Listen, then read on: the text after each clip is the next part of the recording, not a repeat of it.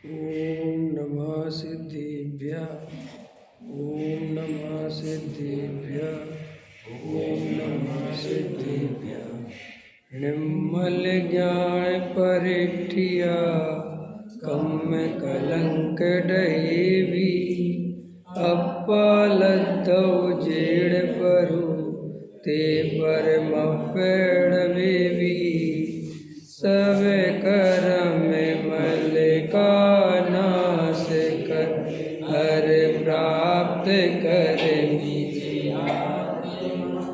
जो लीन निर्मल ध्यान में नम कर निकल परमात्मा संतप्त मानस शांत हो जिनके हे वर्धमान महान जिन बेचरे हमारे ज्ञान में। आचार्य योगेंद्र देवकृत योग सार ग्रंथ के आधार से पूज्य गुरुदेव श्री ने जो प्रवचन किए हैं उनके आधार से अपनी चर्चा चल रही है। पृष्ठ क्रमांक 2। देखो क्या कहते हैं। शुद्ध चैतन्य मूर्ति आत्मा की एकाग्रता के समय ही आंशिक धर्म दशा प्रकट होती है। वही सम्यक दर्शन है। वही से धर्म का प्रारंभ होता है। साधक ने धर्म का प्रारंभ हो जाने के पश्चात पूर्ण धर्म दशा प्राप्त करने के लिए क्या किया, यह बात यहाँ चल रही है, जिसमें अतीन्द्रिय आनंद ही भरा पड़ा है। ऐसी निज सत्ता के अस्तित्व में ही आत्मा का सुख है। अन्य चाहे सर्वज्ञ परमेश्वर की सत्ता ही क्यों न हो, परंतु उसमें तेरा सुख नहीं है। सर्वज्ञ परमेश्वर ने त्रिकाली निज आत्मा में केवल आनंद ही देखा है। इस अतीन्द्रिय आनंद की दृष्टि करके विशेष रूप से उसमें ही स्थिरता रूप ध्यान करके बाहर की सर्वता उपेक्षा द्वारा सिद्ध परमात्मा हुए हैं, वर्तमान में हो रहे हैं और भविष्य में भी इसी विधि से होंगे।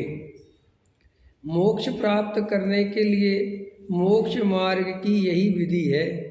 बीच में दया दान आदि के विकल्प आते हैं, परंतु वह मोक्ष मार्ग की क्रिया नहीं है। आत्मा में उपयोग का जुड़ान होना यही मोक्ष मार्ग है। पर में जुड़ान होना यह बंद मार्ग है ना। तो अपन ने इसमें यहाँ तक चर्चा करी थी।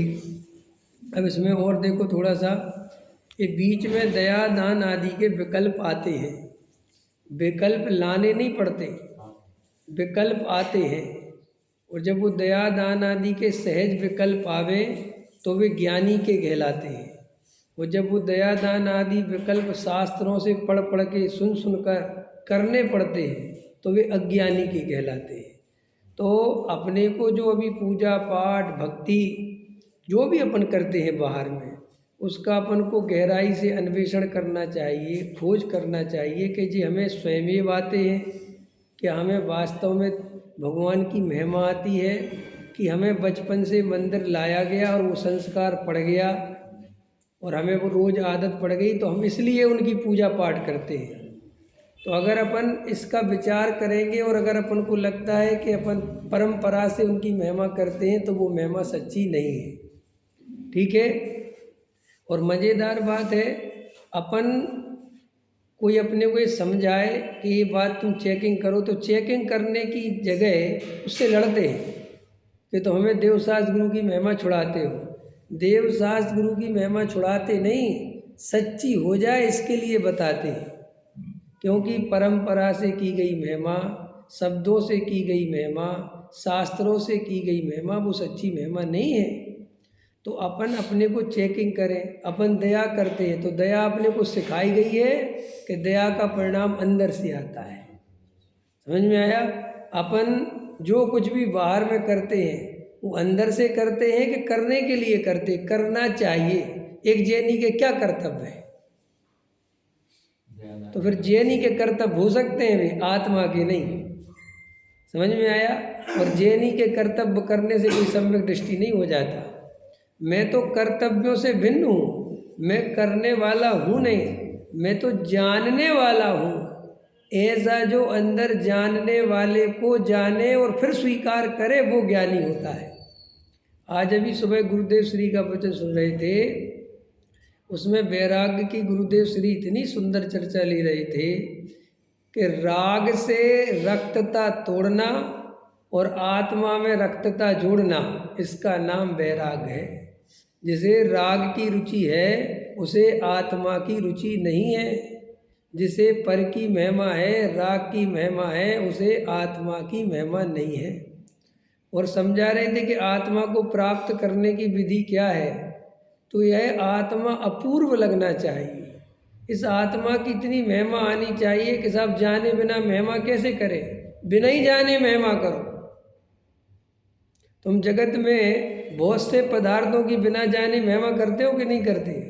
हीरा तुमने कभी नहीं देखा, लेकिन सुन सुन के हीरा बहुत कीमती है तो उसकी महिमा आने लगती है ना।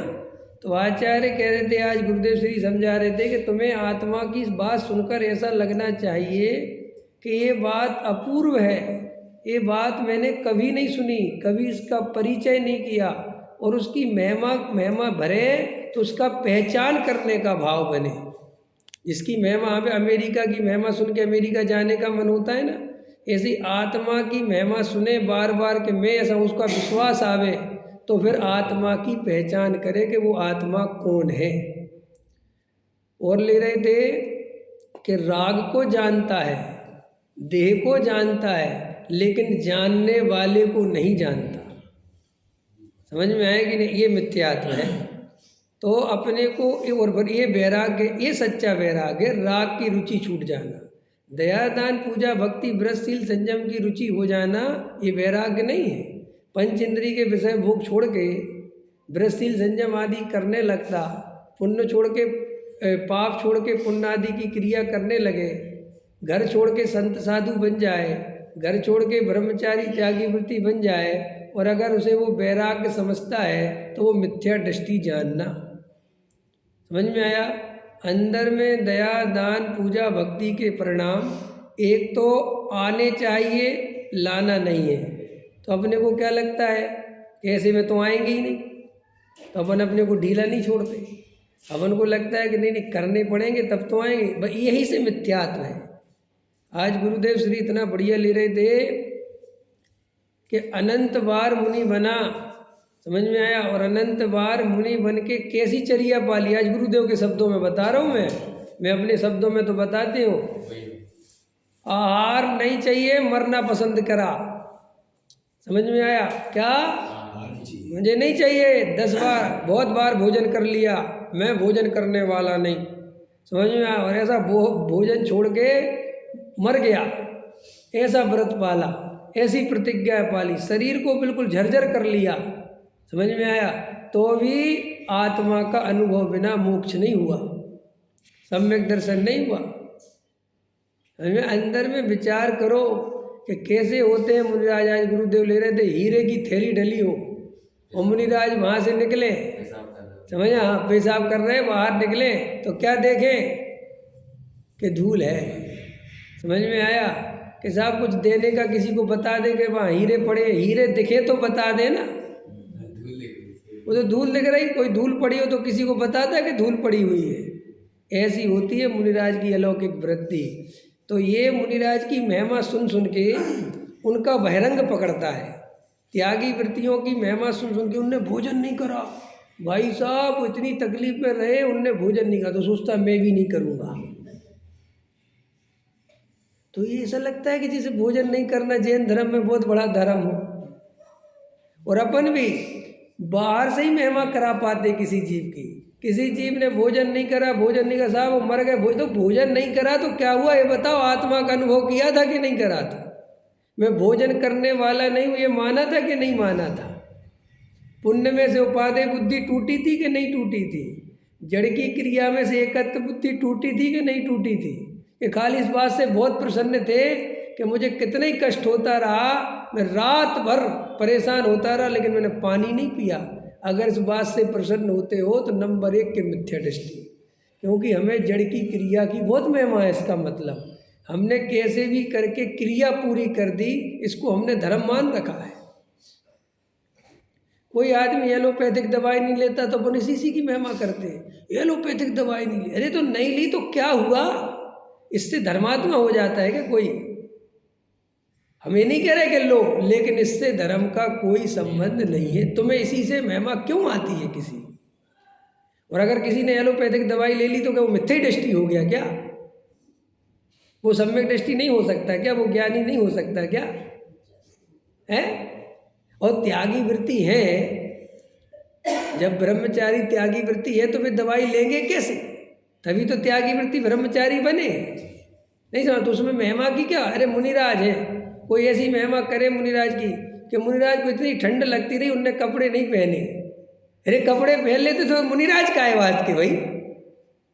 ऐसी महिमा तो नहीं करी जा सकती ना कि मुनिराज को बहुत ठंड लगती रही लेकिन उन्होंने कपड़े नहीं पहने। अरे भाई साहब, मुनि बने थे ना, साधु बने थे, उनकी प्रतिज्ञा ही थी नग्न दिगंबर की, उसमें क्या बात है?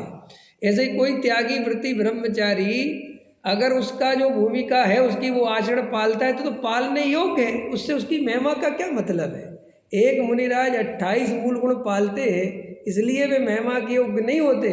वे अपने सम्यक दर्शन, सम्यक ज्ञान और सम्यक चारित्र्य की अंतर में आराधना करते हैं, वो इसलिए पूज्य होते हैं।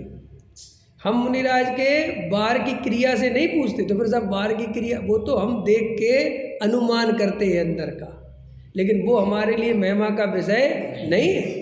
हमने केले का छिलका देखा, आम का छिलका देखा और उससे अंदाज़ा लगाया कि अंदर पका हुआ आम है, पका हुआ केला है, ठीक है, ये अनुमान लगाया। लेकिन फिर भी महिमा किसकी है? छिलके के अंदर के साहब छिलके से, अरे छिलका तो ऐसा करने पर भी उतार के फेंक देंगे। ऐसे ही अगर कोई मुनिराज बाहर में ही भ्रष्ट है तो उनके अंदर की बात करना क्या? लेकिन जो बाहर से सही है, समझ में आया, भ्रष्ट नहीं है, तो भी आचार्य कहते अब इनके अंदर जाना। नहीं समझ में आया प्रश्न? भाई जो केला बाहर से ही खराब है वो तो लेना ही क्या, वो तो बात ही खराब है, कोई क्या लेना है जब छिलका ही खराब है तो। लेकिन अगर छिलका अच्छा हो तो भी भ्रमित मत रहना, अंदर छील के देखना, हो सकता है दवाई से पका दिया हो। नहीं समझ में आया? एकदम बहुत प्रसन्न मत हो जाना छिलका देख के, जब तक वो खाने ना मिल जाए छिलका उतार के, तब तक नहीं समझना कि केला अच्छा है। ऐसे ही कोई बाहर में संत साधु हो, त्यागी वृत्ति हो, पंडित हो, कोई भी हो, कोई पंडित से उपसम ज्ञान से बड़ा है, उसे प्राकृत संस्कृत बड़ी बड़ी गाथाएं श्लोक सब याद, इससे वो कोई ज्ञानी नहीं हो जाता। उसके पास अपना अनुभव कितना है ये बहुत कीमती बात है। वो सारी बात अपने को समझनी है कि आत्मा का अनुभव करना है तो अनुभव की कीमत करनी पड़ेगी। अपन किसी और की महिमा करते रहेंगे तो वो आत्मा का अनुभव नहीं हो पाएगा, क्योंकि आत्मा के अनुभव के लिए यही शर्त है कि आत्मा के अलावा किसी और चीज़ की महिमा नहीं होनी चाहिए। तो ये क्या कह रहे हैं? दया दान आदि के विकल्प आते हैं परंतु वह मोक्ष मार्ग की क्रिया नहीं है। अब अपन मोक्ष मार्ग की क्रिया मानते कि नहीं मानते हैं? दया दान पूजा भक्ति के विकल्प आते हैं तो उसे अपन मोक्ष मार्ग मानते कि नहीं मानते हैं? बताओ, मानते कि नहीं मानते? राजेश जी क्या अंदर में जा रहे कि नींद आ रही? दो में से कौन सी बात हो रही? नहीं हो रही? बताओ। जड़ की क्रिया जो हुई दया दान पूजा भक्ति की, उसे अपन मोक्ष मार्ग मानते हैं कि नहीं मानते हैं? मानते हैं पर है। अरे यार कमाल कर रहे हो यार, कीमत तो सारी मानने की चल रही है। वो है क्या? वो है क्या? वो प्रश्न थोड़ा ही है, उसे मोक्ष मार्ग मानते कि नहीं मानते? कई लोग ये जवाब देंगे कि हम उसे मोक्ष मार्ग नहीं मानते, लेकिन उसका एक जवाब और है, हम उसे मोक्ष मार्ग नहीं मानते लेकिन मोक्ष मार्ग में सहायक है ये मानते। समझ में आया? गुरुदेव श्री ने लिया है कि वो दया दान पूजा भक्ति को सहायक भी माने तो भी उसमें फिर उपादेय बुद्धि, क्योंकि फिर उसे करना चाहता है। भाई जो तुमने सहायक मान लिया कि ये सहारा है, ये काम, तो उसको तुम रखना चाहोगे ना, उसको हटाना नहीं चाहते फिर, तो वो फिर कहीं ना कहीं उपादेय बुद्धि रह जाएगी। इसलिए अपनी सबसे अच्छी परीक्षा करने का तरीका ये है कि हमें अंदर में जो भाव दशा बनती है, देव शास्त्र गुरु स्वाध्याय जो भी कुछ है, वो अंदर से आते हैं विकल्प कि हमें बाहर से चलते हैं। हमें वो दयादान करने पड़ते हैं कि वास्तव में होते हैं। अगर होते हैं तो दृष्टि सच्ची है, और अगर करने पड़ते हैं तो फिर अपन को विचार करना पड़ेगा। फिर वो एक भूल होगी तो दूसरी भूल खड़ी हो जाएगी। कौन सी? अगर वो करेगा तो उसे मोक्ष मार्ग माने बिना नहीं रहेगा। ये लिख के ले लो, हम कितनी कोशिश करें। कल मैंने टिंकल से एक बात कही थी रात में, तो बहुत काम की बात है। देखो, कोई ऊपर ऊपर से आत्मा की बड़ी बड़ी बातें करे, समझ में आया क्या कहा बसेन जी? बड़ी बड़ी बात करें, समय सार की बात करें, 19 गाथा सुनाए, 73 गाथा सुनाए, 101 गाथा सुना, बढ़िया से बढ़िया चर्चा करें, लेकिन उसे अंदर में अगर आत्मा की दृष्टि नहीं है, आत्मा का सच्चा श्रद्धा नहीं है, तो उसे आत्मा का रंच मात्र भी आनंद नहीं आ सकता, आ ही नहीं सकता। चाहे वो बातें कितनी बड़ी बड़ी करे, कितनी कुछ कहे, वो अंदर से उसको वो आनंद बन नहीं सकता। लोग कहते ना कि खा तो रहा है बढ़िया रसगुल्ला और कह रहा है कि आत्मा का आनंद, ऐसी आती ना चर्चा। सुनो, रसगुल्ले का आनंद आत्मा के आनंद से बिल्कुल भिन्न है। आदमी कितने ही रसगुल्ला खाए, अगर रसगुल्ले से आनंद मान रहा है और भले ही आत्मा का कह रहा है, तो भी उसे वैसी अनुभूति नहीं होती जैसी आत्मा की होती है। पकड़ में आएगी नहीं? कई लोग कहते हैं स्वच्छंदी हो गए। भाई साहब, अपने को अपना पता लगाना हो ना कि हम स्वच्छंदी हैं, बताओ कैसे पता चला सकते हो? बहुत सरल उपाय है मेरे पास, कल इसे बता रहा था। अगर तुम्हें दिन भर में अंतरंग में आत्मा की महिमा नहीं है, आत्मा की अंतरंग से हिलोल नहीं उठती, अंदर से आनंद नहीं आता, तो समझ लेना हम स्वच्छंदी हैं। तुम्हारे खाने पीने से नहीं हो जाते हो स्वच्छंदी, तुम्हें अंदर ही अंदर आत्मा की महिमा चलती बिना किसी को पता है, अकेले में बैठे और अपनी महिमा चल रही। वाह, अपूर्व वस्तु। ऐसी बात तो मैंने कभी सुनी नहीं। ऐसा उसका अंतरंग में भान चल रहा है, तो हम किसी भी कीमत पे स्वच्छंदी नहीं है। और हम बहुत पूजा पाठ भक्ति कर रहे हैं, बहुत क्रिया कर रहे हैं, बहुत खेच कर रहे हैं, और हमें आत्मा की ऐसी महिमा नहीं आती, आत्मा की ऐसी दृष्टि नहीं आती, तो समझ लेना कि हम अंदर से गारंटी से स्वच्छंदी हैं। फिर हम वो दया दान पूजा भक्ति का ही मजा ले रहे हैं, वो शरीर को खींचने को ही हमें आनंद मान रहे हैं। देखो, दो तरह के मिथ्या दृष्टि है। एक शरीर की खींच करने में आनंद मानते हैं, और एक शरीर को पुष्ट करने में आनंद मानते हैं। लेकिन अपन क्या समझते हैं? जो पुष्ट कर रहा है वो स्वच्छंदी, और जो सुख हो रहा है, जो खेच कर रहा है, अरे वो भी तो एक प्रकार का स्वच्छंदी है। भावासन तो दोनों को नहीं, ये दूसरे टाइप का स्वच्छंदी है। इसके अंदर ये मान्यता बैठ गई कि शरीर को सुख हो, ये धर्म है, और उसको ये मान्यता बैठ गई खाओ पियो, इससे धर्म का कोई संबंध नहीं। वह दोनों इसी में लगे हुए, लेकिन दोनों ही आत्मा से अनभिज्ञ हैं, और अपन इन दोनों ही पार्टियों में घूमते रहते हैं। कभी त्याग व्रत की ओर बढ़ जाते हैं, और कोई समझे देता है इसमें कुछ नहीं है, तो फिर खाने पीने में बढ़ जाते हैं। अरे भाई, ये दोनों से भिन्न में चैतन्य हूँ, ऐसा अनुभव करो, ये धर्म है।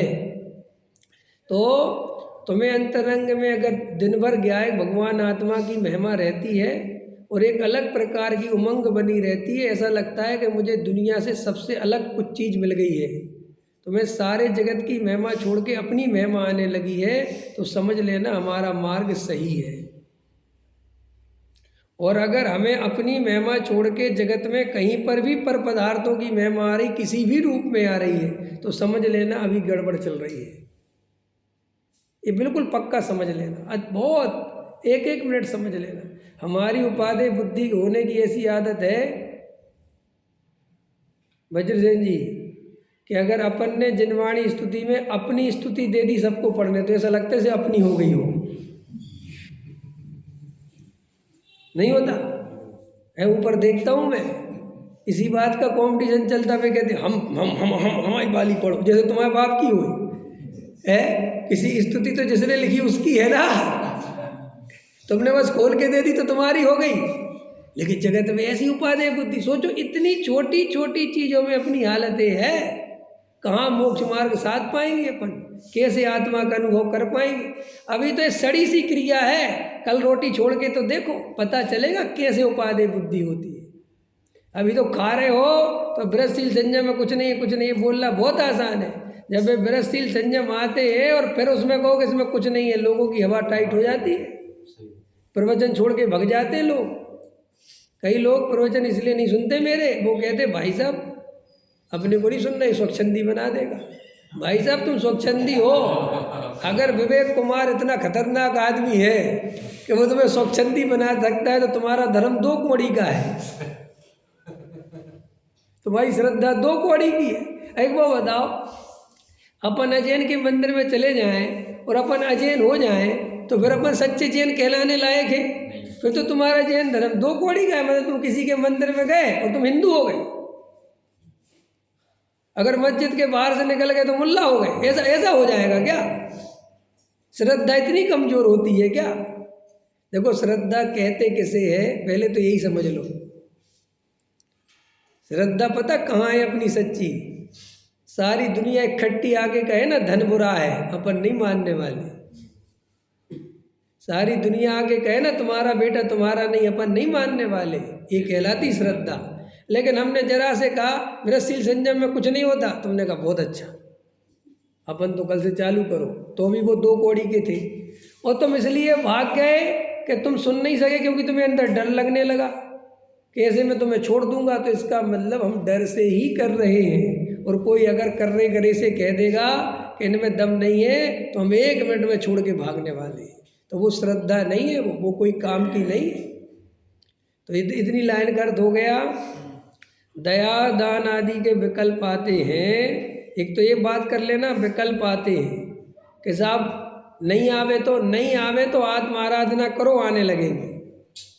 वो दया दान पूजा भक्ति मत करो, वो लाने हैं सच्चे तो तुम आत्मा की तरफ जाओ, वे अपने आप सही आने लगेंगे। उनको लाने गए कि दया दान पूजा भक्ति तो आत्मा गया, और आत्मा को पकड़ा तो वे सब अपने आप आएंगे। ऐसा स्वरूप है वस्तु का। सम्यक दृष्टि के 8 अंग प्रकट होते हैं।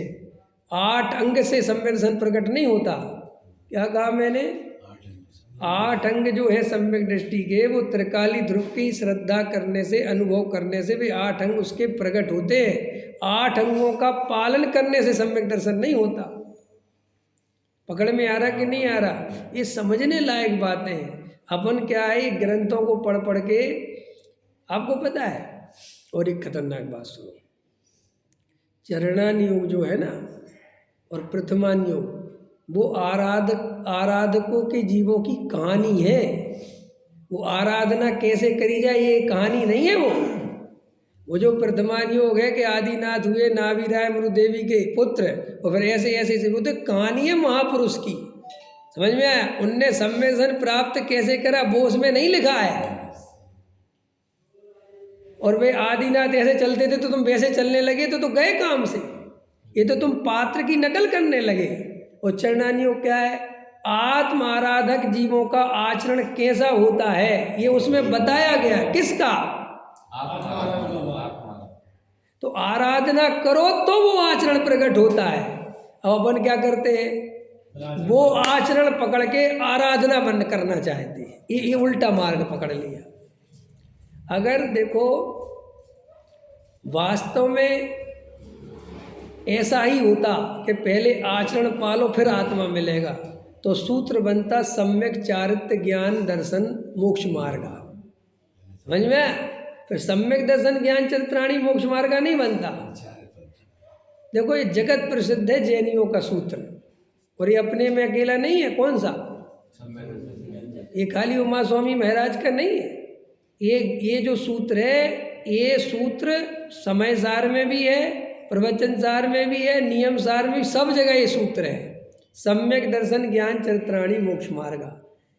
सम्यक दर्शन पहले होता है, लेकिन मज़ेदार बात है, इतना प्रसिद्ध सूत्र, इतनी ज़्यादा इसकी व्याख्या होने पर भी कहीं ना कहीं हम उल्टे चलते हैं। पहले आचरण, फिर ज्ञान और फिर श्रद्धान। इसलिए उल्टा चलने से कभी हम पहुंच ही नहीं पाएंगे, कभी उल्टा दूर जाते जाएंगे। क्यों कि बहुत सारे संत साधु इसलिए संत साधु बन गए कि पहले आचरण पालो के साथ सम्मिशन, वो तो बात की चीज़, उससे क्या फ़र्क पड़ता है। और देव शास्त्र गुरु को मानते ही सम्यक दर्शन है। अगर इतना सरल होता ना सम्यक दर्शन, मैं उन लोगों से पूछना चाहता हूँ जो लोग सम्यक दर्शन को इतना हल्का कर देते हैं कि सम्यक दर्शन तो कुछ भी नहीं है। आप जैन कुल में जन्म हो गया, आप सच्चे देव शास्त्र गुरु को मानते हैं, आप 7 तत्व मानते, बस हो गया सम्यक दर्शन। अगर इतना सरल होता तो सम्यक दर्शन की इतनी महिमा फिर शास्त्रों में नहीं गाई जा सकती थी, उसको पहले नंबर पर फिर नहीं रखा जा सकता था। लेकिन उन्होंने कहा कि तुम अपने मन से कुछ भी मानो, सम्यक दर्शन इतना सरल है नहीं, क्योंकि आत्मानुभव के बिना सम्यक दर्शन होता नहीं, और आत्मानुभव इतना सरल है नहीं कि 1 मिनट में हो जाए। बहुत अभ्यास चाहिए। कि अपने को कैसे पता, अपन खुद मेहनत करके देखो ना, 5 मिनट ध्यान लगा के देखो तो पता चलता है अंदर कितने संकल्प विकल्प चल रहे हैं। क्रिया परिणाम अभिप्राय, क्रिया पहले नंबर पे आ गई है। ऐसा है ही नहीं, बिल्कुल नहीं है। अभिप्राय और परिणाम और क्रिया वास्तव में तो ये है, समझ में आया। लेकिन क्रिया परिणाम अभिप्राय ये अपनी मान्यता में ही है कि पहले क्रिया सुधारो, क्रिया से परिणाम सुधरेंगे और परिणाम से अभिप्राय सुधरेगा। वो मज़ेदार बात है, दिखता भी ऐसे ही है। जब तक अभिप्राय में खुद होगी ये क्रिया परिणाम कुछ करेंगे नहीं। अरे हम ये कह रहे हैं कि ये बात वाद विवाद की थोड़ी है, ये डिबेट का विषय नहीं है, करके देख लो। सही है, साक्षात आग ठंडी है कि आग गर्म, 2 पक्ष लड़ रहे हैं, क्या उपाय है न्याय कराने का? कि भाई ठंडी कौन कह रहा है कि हम इधर आओ, डालो आग, पता चल जाएगा। तुम्हें अगर लगता है कि क्रिया परिणाम, तो फिर भाई साहब देख लो, क्रिया करो ना। हम तो कहते हैं हमारे पास तो जिसको जो क्रिया वाला आओ, हम थोड़ी मना करें, करो क्रिया। भाई क्रिया तुझे पालनी है, मेहनत तुझे करनी, कर, मैं मना क्यों करूँगा? अगर तुझे उसमें आनंद आता है तो ले, हमें तो कोई दिक्कत नहीं है। भाई सब स्वतंत्र हैं। मुझे आत्मा के अनुभव में आनंद आता है, मैं वहाँ ध्यान दूंगा। मुझे वहाँ धर्म दिखता है, तो मैं क्रिया कांड में धर्म दिखता है, तुम वहाँ ध्यान दो। फिर देखते हैं कहाँ मिलेंगे अपन, फिर नहीं मिल पाएंगे। ठीक है, चलो, तो एक तो एक क्लियर हो गया। अब दूसरा, मोक्ष मार्ग की क्रिया नहीं है, तो क्रिया तो है ही नहीं, मोक्ष मार्ग की जड़ की है। क्योंकि मोक्ष मार्ग की क्रिया तो अपने स्वरूप में रमना, वो मोक्ष मार्ग की क्रिया है। ठीक, ये जड़ की क्रिया मोक्ष मार्ग की क्रिया नहीं है, और इसे भ्रम से मोक्ष मार्ग की क्रिया मानना मिथ्यात्व है। और कई लोग ऐसा माने कि ये सहायक है, कुछ सहायक वायक नहीं है, ये तो कमजोरी है। क्या है? कमजोरी को सहायक नाम नहीं देना। कल मैंने बच्चन जी को कहा था कि भाई देव शास्त्र गुरु के समीप आता है ज्ञानी धर्मात्मा, तो ये कोई उस मान्यता से नहीं आता कि देव शास्त्र गुरु की पूजा करनी चाहिए, भक्ति करनी चाहिए, ऐसा नहीं है भाई। अंतरंग में जब उसे अपने त्रिकाली ध्रुव भगवान आत्मा की महिमा आती है, उसका आनंद बरतता है, तो जब तक वहाँ बरतता है तो वहीं रहता है। फिर वो देवशास्त्र गुरु को याद नहीं करता, किसी चीज़ को याद नहीं करता, उसे कोई मतलब नहीं किसी से। लेकिन जब वो बाहर आता है और उपयोग बाहर आता है, तो वो उपयोग ऐसी चीज़ खोजता है जो इससे रिलेटिव हो। ये तो सरल है ना भाई। होशियार बच्चा स्कूल में जाएगा तो अपने दोस्त होशियार वाले चुनेगा, और गधा बच्चा जाएगा तो गधे चुनेगा। ऐसे ही हमें भगवान आत्मा मिला है, तो हमारी दोस्ती किससे होगी? जिन्हें भगवान आत्मा मिला है उन्हीं से तो होगी। और हम मंदिर में क्यों आते हैं? हमें कुछ नहीं चाहिए, हमारा कोई, सिर्फ इसलिए आते हैं कि हे भगवान हम अंदर में टिक नहीं पाते और बाहर में आते तो आपको देख के बाहर अंदर जाने का मन करता है कि यही पुरुषार्थ हमें करना है। हे भगवान आपने मोह को कैसे जीता होगा, मुझे भी इस मोह को जीतना है, ये जितना राग बचा है ये भी मिटाना है। इसलिए उसके चक्कर में उनकी महिमा आए बिना रहती नहीं। और ये कोई देवशास्त्र गुरु की बात नहीं है। जो क्रिकेट खेलता है, क्रिकेट जानता है, उसे सचिन तेंदुलकर की महिमा आए बिना रहती नहीं। वो करने की बात नहीं है भाई साहब, आती है। जब सचिन तेंदुलकर कभी कभार ग्राउंड पे आता है ना, कभी कभार, अब तो वो छोड़ दिया ना उसने, लेकिन अभी वो कभी कभार जब क्रिकेट ग्राउंड पे जाता है तब तुम खिलाड़ियों को उसके प्रति आदर देखो, तुम भाई साहब हिल जाओगे। कई लोग तो उसको अष्टांग नमस्कार करते हैं, वो उठाते उठाते थक जाता है, लेकिन तुमसे कहूँ करो सचिन तेंदुलकर को अष्टांग नमस्कार, वो तुम क्या करो इसको, मेरे क्या मतलब है? अरे भाई साहब तुम क्रिकेटर बनते तो पता चलता। हाँ, कोई सचिन तेंदुलकर के सामने इसलिए झुक सकता है कि ये अरबपति है, वो अलग मैटर है। ऐसा ही कोई जिनेंद्र देव के सामने इसलिए झुक सकता है कि ये संकट मोचन है, नहीं ना? तो संकट मोचन है, और वो कौन से हैं, क्या क्या जो भी है, चलो लगाओ छोड़ो, उसके कारण झुकता है। पैसा बढ़ जाए, पार्षनाथ कृपा कर दें, पुत्र अधिक दे दें, अनुकूलता बनी रहे, भगवान की पूजा करने से महान पुण्य बनता है, इसलिए झुकता है। तो वो भगवान का स्वभाव ही नहीं जानता, वो भगवान का स्वरूप ही नहीं जानता। अगर कोई सचिन तेंदुलकर के पैरों में गिरे और गिर के खड़ा हो और सचिन तेंदुलकर के वाह बहुत अच्छा बहुत अच्छा, कितने रन बनाए, वो कहे रन क्या होता है? अरे सचिन तेंदुलकर के पैरों में कोई झुकेगा तो पता वो क्या पूछेगा? काउंटिंग क्रिकेट खेलते हो, रणजी ट्रॉफी खेलते हो, क्या खेलते हो? वो कहे क्या, मैं कुछ नहीं खेलता, मैं तो व्यापारी आदमी। तो कहे मेरे पैर क्यों छू रहा है? कहेगा कि नहीं, बोलो रियल में कहेगा कि मेरे पैर क्यों छू रहे? कि नहीं साहब मैं तो इसलिए सोच रहा हूँ कि आपके पास 100 अरब रुपये है। अच्छा इसलिए छू रहा है, चल भाग इधर से। तो उसे भी उसके देखो उसके प्रति वो भाव नहीं रहेगा, क्योंकि वो सचिन पैसों से प्रेम नहीं करता। वो तो अभी देखो एक दिन बता रहे थे कि वो एक कार में गुजर रहा था सचिन तेंदुलकर, अभी की घटना है कुछ दिन पहले की, और एक झोपड़ी पट्टी का बच्चा, झोपड़ पट्टी का 10-12 साल का, एक वो होती ना कपड़ा कूटने वाली, क्या बोलते तुम्हारे यहाँ? छपथप की, हमारे यहाँ मुगरिया बोलते बुंदेलखंडी, समझे? तो वो उससे खेल रहा था, तो उसने गाड़ी रुकवाई अपने ड्राइवर से और 1 मिनट के लिए उस बच्चे को ध्यान से देखा, और उसकी खेलने के प्रति उसने जो रुचि देखी क्रिकेट की, तो बाहर निकला और उसका पूरा खर्चा, पूरी उसकी व्यवस्था, और उसे एकेडमी में भर्ती कराया कि इसको क्रिकेटर बनाओ। समझ? देखो तुम, ये है उसका, यही तो भगवान के पास अपन जाते तो भगवान भी अपनी तरफ ऐसे ही देखते हैं कि तेरे में योग्यता है भगवान बनने की, तू इधर सही जगह आ गया है, बन जा भगवान, तेरे को मौका मिला, इस पृथ्वी को किसी को ये मौका नहीं मिलता। ऐसी अपूर्व महिमा अपनी आवे तो जीव सम्यक दर्शन प्राप्त करता है, और भगवान के सामने गिड़गिड़ाता है, दुखी रहता है, संसार का दुख रोता रहता है। श्री गुरु कहते गलत जगह आ गया, तुझे हनुमान जी के मंदिर में जाना चाहिए। समझ में आया? वो संसार की व्यवस्था देखते हैं, हम तो व्यवस्था देखते नहीं। डॉक्टर साहब उदाहरण देते, सुना कभी दादा का, कि दादा और नेमीचंद पाटनी साहब शिविर में जाते थे, तो दादा का कमरा और बराबर में नेमीचंद पाटनी जी का कमरा, तो पाटनी जी का काम था पूरी शिविर का मैनेजमेंट देखते थे, पूरी व्यवस्था भोजन की सब कुछ उनके हाथ में। तो एक बार डॉक्टर साहब अपना पढ़ रहे थे, तो किसी ने कहा कि वहाँ चले जाओ, वहाँ पे है मैनेजमेंट वाले। तो डॉक्टर साहब के पास आ गए, बोले साहब वो भोजन की व्यवस्था बता दो। तो उन्होंने कहा गलत कमरे में आ गए, यहाँ तो आत्मा की व्यवस्था पूछनी हो तो पूछो भोजन की व्यवस्था वाला कमरा बाजू में। तो दादा उदाहरण देते थे कि जैसे जिसके साथ जो प्रयोजन की सिद्धि हो उससे वही बात करना, जिससे जिस प्रयोजन की कोई सिद्धि नहीं होती तो उसके पास क्यों जाना। अगर वीतरागी भगवान के पास जाना तो केवल मोक्ष मार्ग के लिए जाना, उनके पास और कोई दूसरा मार्ग नहीं है। ऐसे उस अंतरंग में जब वो निर्णय करे देव शास्त्र गुरु का, समझ में आया, और वहाँ से फिर वो अंदर में जावे तो वो मोक्ष मार्ग की क्रिया है।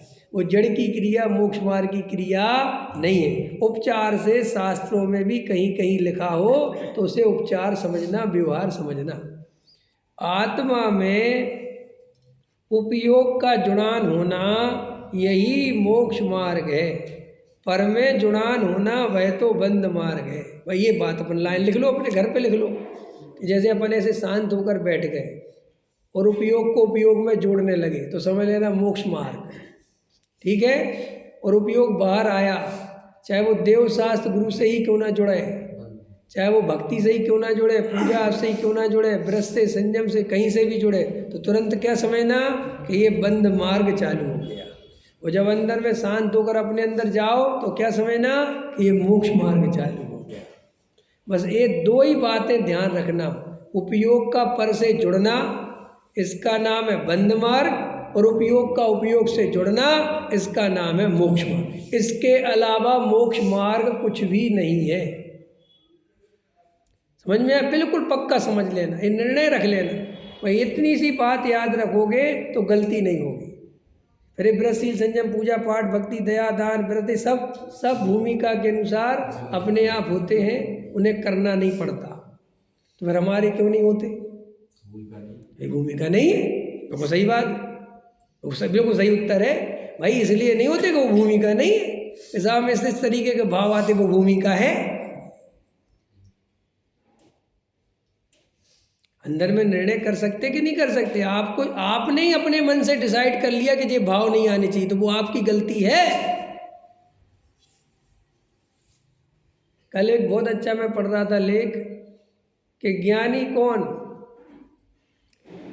कि जवानी के साथ जब बूढ़ा होता है, समझ में आया, तो वो बाहर से अकेला बूढ़ा नहीं होता, अंदर से भी बूढ़ा होता है। उसका अर्थ क्या है कि हम और तुम शरीर से तो बूढ़े होते हैं लेकिन अंदर से जवान बने रहते हैं। नहीं समझ में आ रहा क्या? नहीं अभी पकड़ में, फिर से पकड़ो।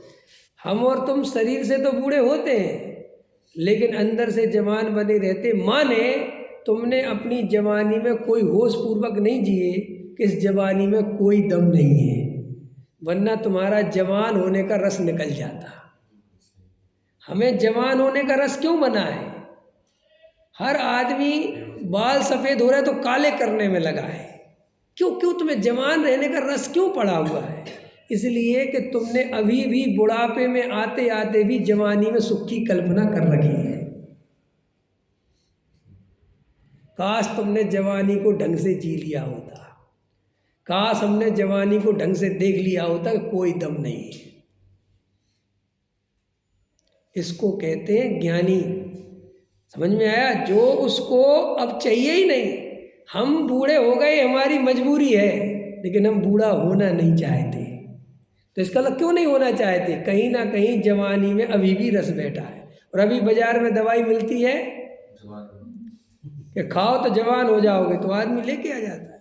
इसका मतलब तुम इतना भी निर्णय नहीं कर सके जवानी में ऐसा कौन सा सुख मिल गया कुछ जवान रहना चाहते हो, और बुढ़ापे में ऐसा कौन सा दुख है जो इतना घबरा रहे हो। अपनी आत्मा को देखो। अगर सही आदमी बूढ़ा होना तो बूढ़ा तो स्वर्णिम अवसर है, बूढ़ा होना तो चांदी है, सोना है। कि क्यों कि बूढ़े हो गए और कोई जवान आदमी अपने सामने उछल कूद कर रहा तो तुम्हें ऐसा विचार, हमने भी बहुत करी, कोई दम नहीं। नहीं समझ में आया? कोई पैसा कमाने दौड़ रहा तो तुम्हें ऐसा विचार आना चाहिए, दौड़ हम भी बहुत दौड़े, कोई दम नहीं है। कोई शादी करके बहुत प्रसन्न हो रहा, नई शादी हो रही तो देखो हमने भी ऐसे ही सोचा था, कुछ दम नहीं है। ये तुम्हारा निर्णय आना चाहिए। ऐसा नहीं लगना चाहिए काश मेरी द्वारा हो जाए। इसका मतलब मूर्ख हो नंबर 1। आया समझ में? कोई पकवान खा रहा है और तुम नहीं कहते तो विचार कर बहुत खाए, कुछ सुख नहीं मिलता। ये सारे पंच इंद्रिय के विषय भोग दुख पर खत्म होते हैं। भोग कभी सुख पे खत्म नहीं होते, भोग हमेशा दुख पे खत्म होते हैं। और एक ज्ञानी पहचान जाता है, इसलिए भोगों में सुख बुद्धि तोड़ देता है। और हमें एक कल्पना बैठी है कि भोग सुख पे खत्म होंगे, तो अपन क्या भोग भोगते हैं। लेकिन बेहोशी में भोगते हैं और सुख मिलता नहीं, तो अपन क्या दिमाग लगाते हैं कि ढंग से भोगने नहीं मिला, तो आगे वो ढंग से भोगने की तैयारी करते हैं, फिर वो ढंग से भोग लेते हैं, फिर भी सुख नहीं मिलता, तो फिर ये कल्पना कर लेते हैं कि अभी वो ढंग से भोगने नहीं मिला वरना सुख तो मिलता। बस इसका नाम है मिथ्यात्व। और सम्यक दृष्टि बहुत गहराई से समझ जाता है कि इन भोगों में कभी सुख आने वाला है ही नहीं, तो वो दिन पर दिन जितनी उम्र बढ़ती जाती है उन भोगों से भी ऊपर उठता जाता है। वो समझता जाता है कि सुख नहीं है, क्योंकि इतना भोग भोग के देख लिया, सुख नहीं मिला, तो फिर बाल काले करने का कोई महत्व नहीं रह गया। आया समझ में कि लोग तुम्हें बूढ़ा समझेंगे, बूढ़ा समझेंगे नहीं, मैं बूढ़ा हूँ, समझने की जरूरत क्या है क्या रखा, आप समझ गए। ये जो हमें जवान होने का रस है, इसका मतलब हमने जवानी से कुछ नहीं सीखा, सीखना चाहिए था। अगर आप पैसा 65-70 साल की उम्र में कमा रहे हो तो इसका मतलब आपने कमाने से कुछ नहीं सीख पाया, निर्णय नहीं कर पाए कि पैसे में सुख नहीं है। आप 80 साल के हो गए और आपने कमाना छोड़ दिया और आपके बेटे को आप कमाते हुए देख के प्रसन्न हो रहे हो, तो इसका मतलब कितने बेहोश, कितनी बेहोशी। ये भी विचार नहीं कर पाए कि मैं 80 साल का हो गया और मैंने भी ऐसे ही ढेर लगाए थे, कुछ नहीं मिला। लेकिन अपन बेटे से ऊपर ऊपर तो बोलते हैं कि बेटे ज़्यादा पैसे के पीछे मत दौड़ो।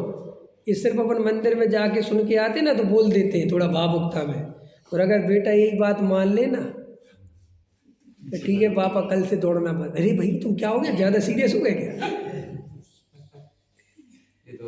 ये सब महाद्वारी जिंदगी जी के अपनी जिंदगी नरक बना ली है। अपन ना धन की तरफ झुक पा रहे हैं ना आत्मा की तरफ झुक पा रहे हैं। मंदिर में आते तो कहते धर्म में सुख है, घर जाते तो कहते धन में सुख है। वह बैलेंस बना ही कहा रहा है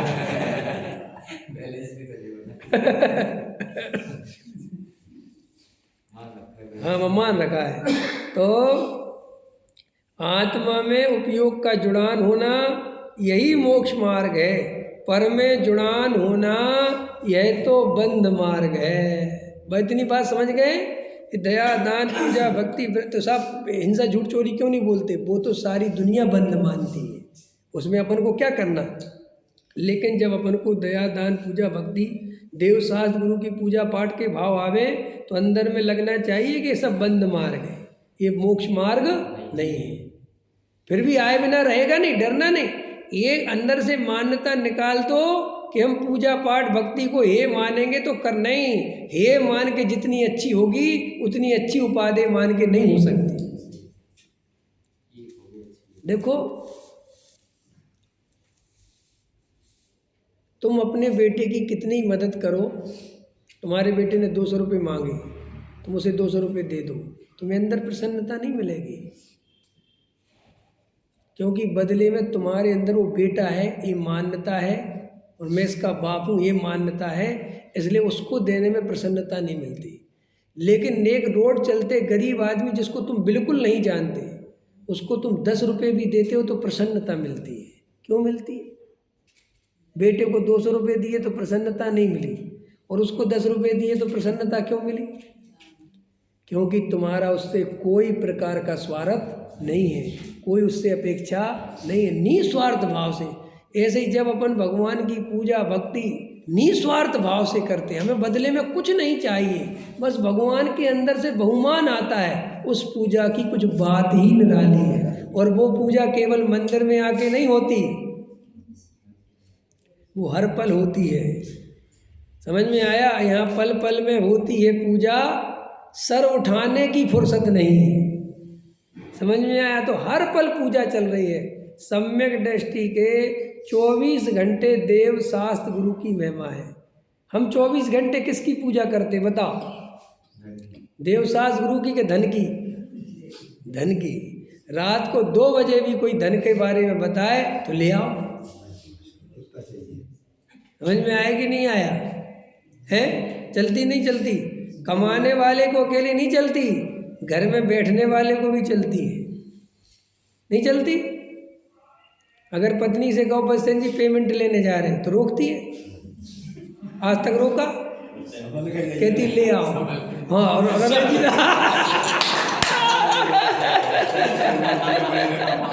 रमेश जी कह रहे, कहती है संभल के जाइयो। माने तुम्हारा कुछ हो जाए तो चले, पैसा संभल के ले आइयो। बोलो, है जगत की महिमा दे कसम से क्या अपनी स्थिति है। LIC वाले बताओ, मरने का डर दे के पैसा की महिमा बता के तुम्हें LIC भेज देते हैं। वो कहते तुम मर जाओगे चलेगा, लेकिन पैसा 10 करोड़ मिलेगा। वो कहते अच्छा तो ठीक है।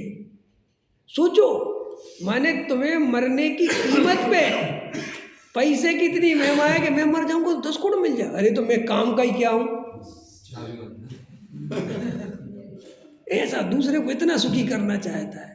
कई लोग ये बीमा करा के आत्महत्या करने की सोचते हैं कि मर जाएंगे तो मेरा घर परिवार सुखी हो जाएगा। ये भी बदल दिया। हाँ, बोलो, अंदर विचार करो, समझो। वो कहते मरने के पहले सुखी और मरने के बाद भी सुखी। समझ में आया? तो इस जगत में वो असली पूजा है। ये देव सतगुरु की पूजा नकली है, क्योंकि जब भगवान के सामने आओ तो ही होती है। और धन की पूजा 24 घंटे होती है, चाहे धन हो चाहे नहीं हो। ये है गजब की पूजा। जब ऐसी पूजा करने लगो तब समझ जाना कि हमें असली देव सतगुरु अब समझ में आए।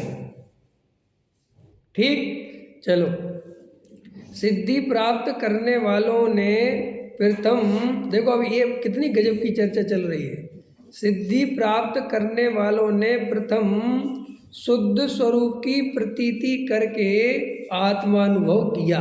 देखो, प्रथम में प्रथम क्या किया? स्वरूप की प्रतीति करके।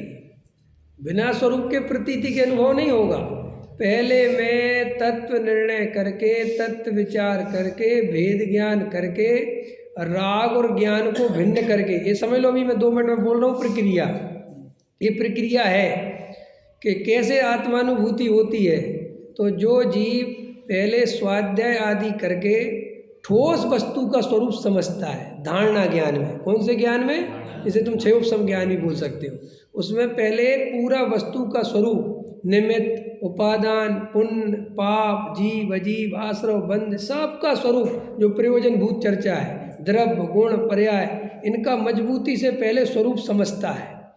फिर जैसा स्वरूप समझा है वैसा मजबूती से बैठ के एकांत में ऐसा ही है, अन्यथा कुछ भी नहीं है, ऐसा उसको प्रतीति में मजबूत करता है, निर्णय करता है कि ऐसा ही है।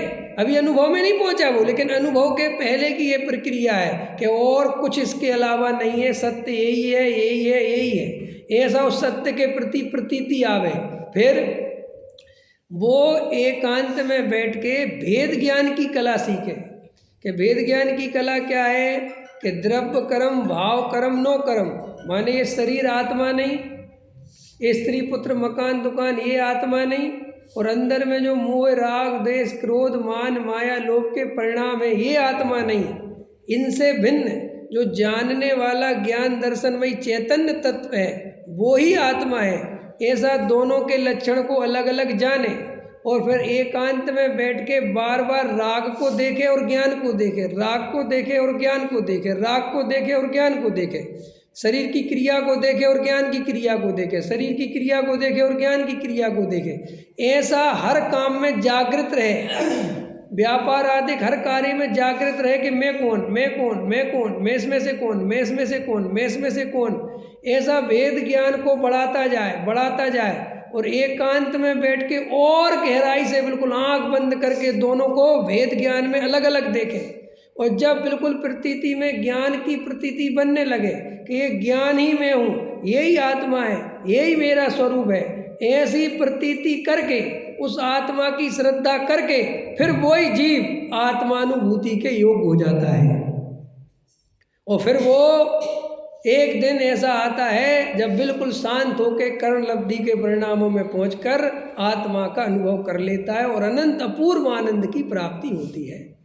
लोगों का प्रश्न होता है कि ऐसा अपूर्व आनंद आता है तब क्या होता है? अनंत निर्भरता।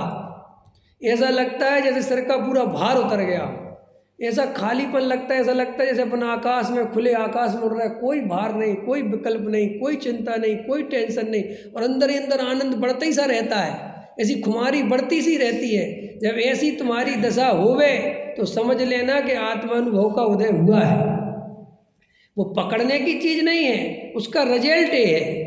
तुम उसे पकड़ना चाहते हो कि अनुभूति में कुछ पकड़ना कुछ नहीं है। ये जो अनंत शांति आई, ये पर के आश्रय से तो आई नहीं, समझ में आया? और शास्त्रों के आधार से भी नहीं आई, क्योंकि शास्त्र तो मैंने ऐसे पहले बहुत पढ़े, तब तो नहीं आती थी। ये जब से मैंने तत्व विचार करना चालू किया है, गहरा तत्व निर्णय किया, तब से ऐसी शांति बढ़ती चली जा रही है। और आज तो कुछ अपूर्व ही शांति का अनुभव हो रहा है। बस ये सब दशाओं से आत्मानुभव प्रकट होता है।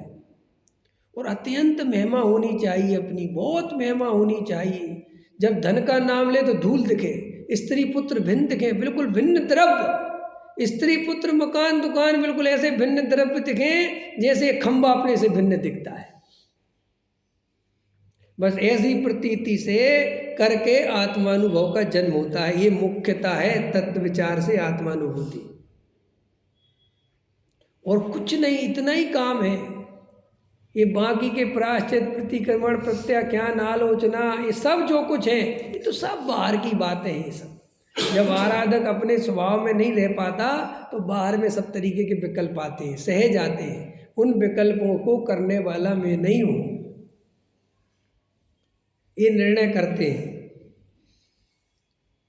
ठीक है, अभी का समय हो गया। अब इसी लाइन पर अपन रखते हैं। सिद्धि प्राप्त करने वालों ने, माने जिनने भी सम्यक दर्शन की प्राप्ति की है, उन्होंने प्रथम शुद्ध स्वरूप की प्रतीति की, अशुद्ध स्वरूप की नहीं, निमित्त की नहीं, राग की नहीं, संयोग की नहीं, देवसात गुरु की नहीं, शुद्ध स्वभाव की प्रतीति। बस यही मैंने कहा था, शुद्धात्मा हो ये स्वीकार है, पहले ये बताओ कि नहीं साहब अनुभव में आएगा तब स्वीकार, कभी नहीं आएगा, पहले स्वीकार करो। आज गुरुदेव श्री से कह रहे थे मुमुक्षु भाई कि पहले महिमा करें कि पहले अनुभव करें, ऐसा प्रश्न पूछा था गुरुदेव ने। था गुरुदेव ने जवाब दिया कि महिमा करे मैंने, अनुभव करेगा कैसे करे, किससे करेगा भाई, क्या करोगे? पहले तुम्हें कोई चीज़ की कश्मीर की वादियाँ, जब ही तो जाओगे।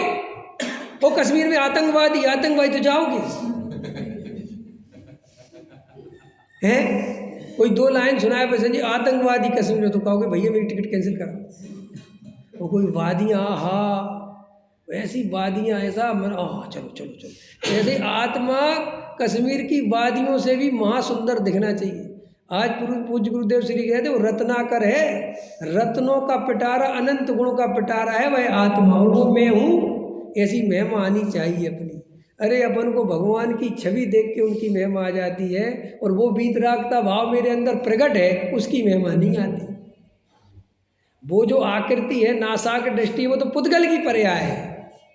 अंदर जो असली वीतरागता है वो असली आत्मा है ना, और वो असली आत्मा मैं हूँ, और वो असली वीतराग भाव में देख सकता हूँ, अनुभव कर सकता हूँ। कर सकते हो कि नहीं कर सकते? अभी करा के दिखाऊँ वीतराग भाव। आधे मिनट के लिए किसी से राग द्वेष मत करना, वही तो वीतराग भाव है। क्या कठिन थोड़ा ये वीतराग भाव। ठीक है, अभी का समय हो गया। सहजानंदी शोध स्वरूप।